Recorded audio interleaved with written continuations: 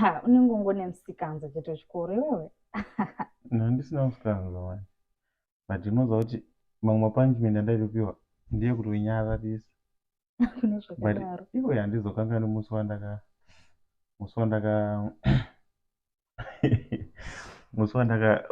wandakatenderedzwa chikoro chese ndichinzi udza vanhu kuti uri kunzwei. Taigara nekumba isu taigara nevasikana vebasa.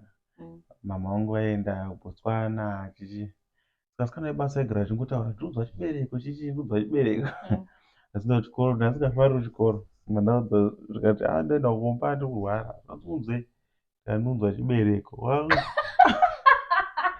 Ndobva vanditora vakandifambisa class by class kubva kuform 1 kusvika kuform 4 zvichinzi kusekondari zvikanzi taura ati ari kurwara daenda kumba taura wati unonzwei saka ndambofungidza kuti ndikutaura zvisiriizvo ndataura ndinonzwa chibereko.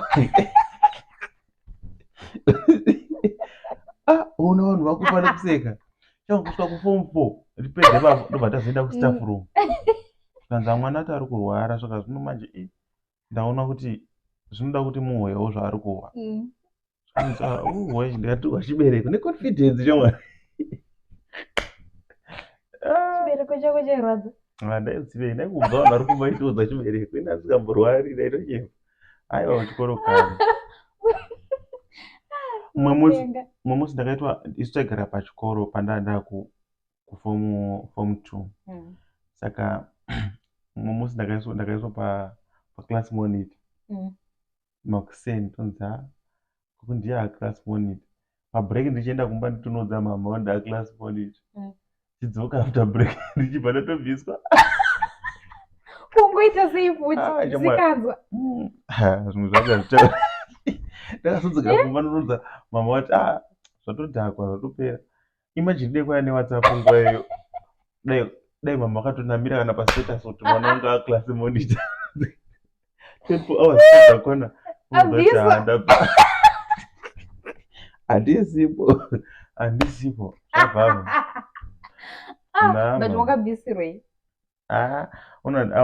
Ndandiri munhu ari friend nemunhu wese ona. Saka vanhu vakangozviona kuti German havazongonyori mazita ona because ndandiri too nice. Ndozoti kuseka nyaya yechibereko.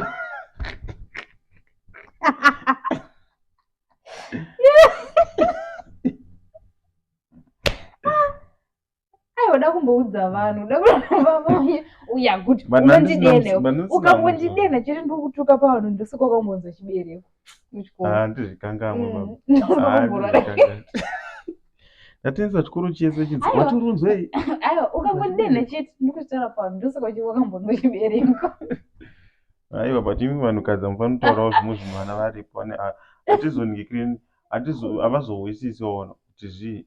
Ndakatoti chigwere chinotogwigwa munhu tsitsi chikatonzi enda kumba. Wangu. Ndakati handihwa chibereko. Class monitor one day. Not one day, wema hours. Izvo zvakatondirwadza. In fact manguva aya zvinondirwadza. Zvatotondirwadza ndapedza chikoro kati but pane zvii zvakaitika paya. But ndaitiva bo but momzi wangu akaratidza kushukurudzika kuti mwana tobva paclass monitor 2 minutes. Aiwa chikoro kani.